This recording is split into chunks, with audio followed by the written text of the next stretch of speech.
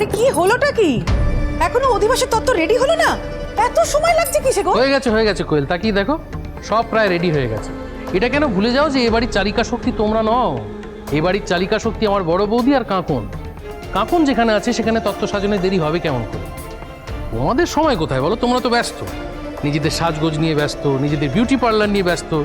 কিন্তু এটা ভেবো না তোমাদের দেরি করার জন্য, তোমাদের ব্যস্ততার জন্য আমাদের সাজির বিয়ের কোনো মঙ্গল অমঙ্গল আটকে থাকবে। দেখো দেখো, তাকিয়ে দেখো, মা লক্ষ্মী কি সুন্দর সমস্ত তত্ত্ব সাজিয়ে ফেলেছে, দেখো। দিদি ভাই, তুমি আমাকে চন্দন নিয়ে আসতে বলেছিলে, আমি নিয়ে এসেছি, বেটে নিয়ে এসেছি। নাও, এই নাও। দাও, এবার শুধু চন্দনটা পরিয়ে দিলে হয়ে যাবে, জানিস? চন্দন পরবে কাকে?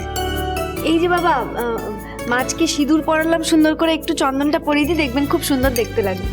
শোনো কাকুন, এত সুন্দর করে মাছটা সাজিয়েছো, ওটা মাছ না বউ বোঝা যাচ্ছে না। সত্যি তোমার হাতের গুণ আছে। হ্যাঁ, কাউকে তো দেখলাম না এত সুন্দর করে সাজাতে কোনোদিন। বৌদি ভাই, হ্যাঁ, বলছি কই গো, দাদা ভাই কই? দাদা ভাই এখনো রেডি হয়ে নামেনি? আরে আমি তো সকাল থেকে এখানেই বসে আছি, আমি কি করে জানবো? ভোরবেলা তো ঘরেই তো ছিল, একটু যাও না তোমরা মিলে ডেকে আনো না।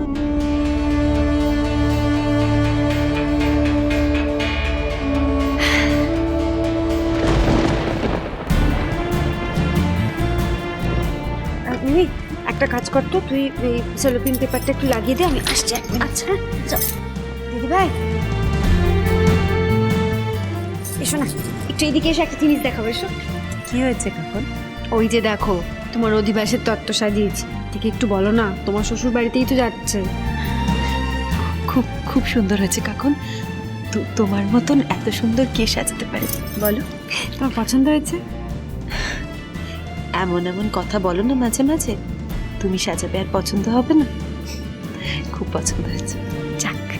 আচ্ছা সাজিমা, আজ বাদে কাল তোমার বিয়ে, এই সাদা সাদা রঙের শাড়ি পরে আছো কেন?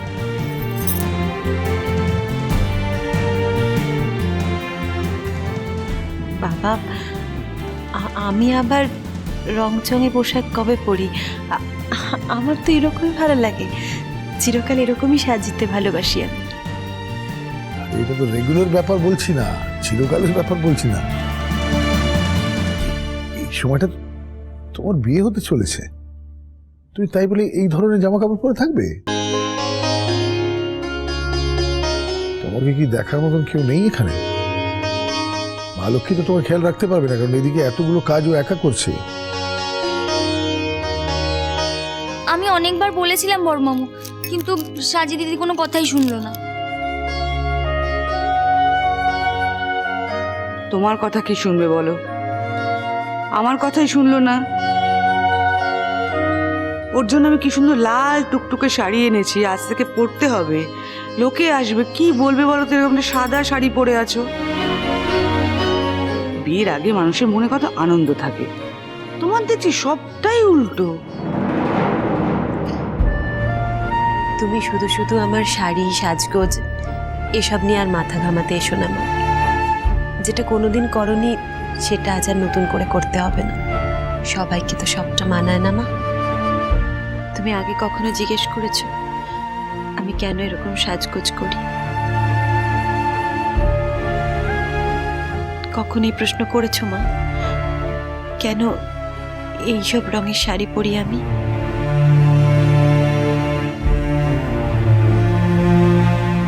করনি, তাহলে আজকে হঠাৎ করে ছেড়ে দাও না মা প্লিজ। আমি আমি এই বেশ আছি, তুমি চিন্তা করো না।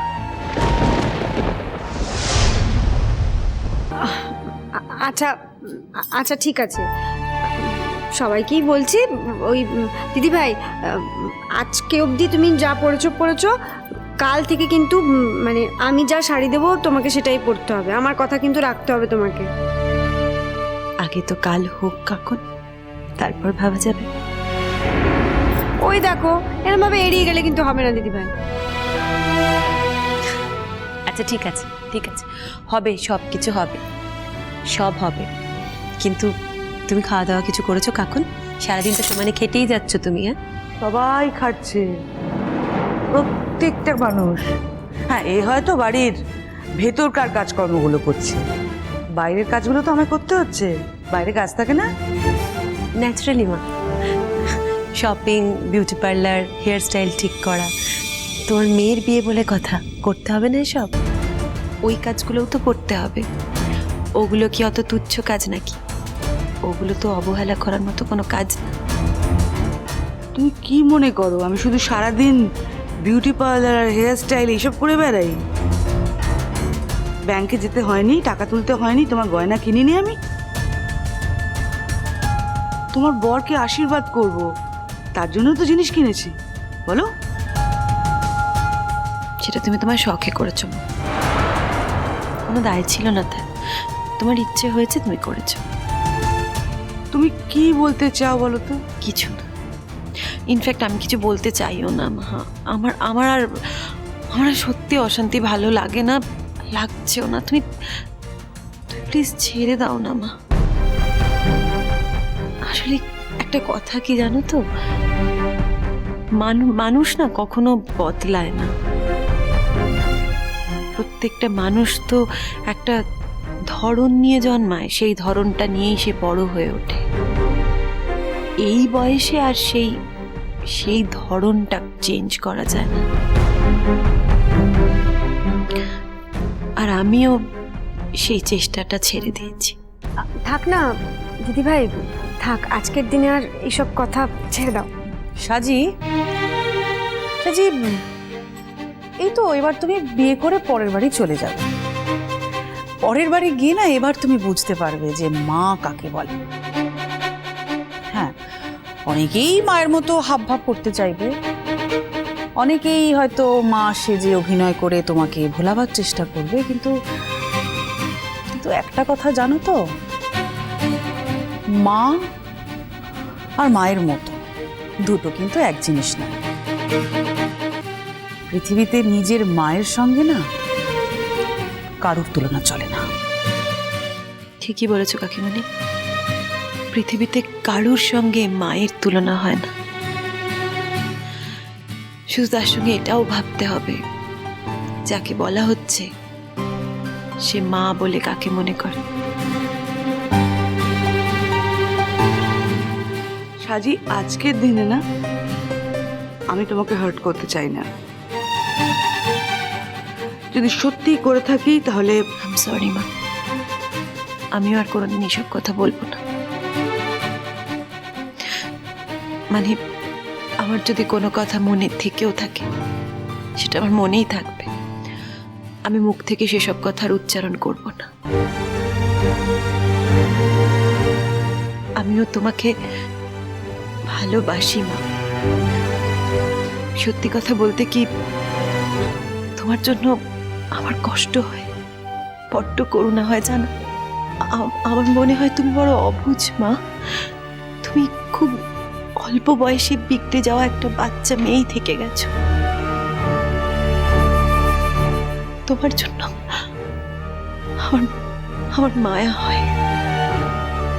বিশ্বাস করো, আজ সবার সামনে আমি তোমাকে এতটুকু মিথ্যে কথা বলছি না।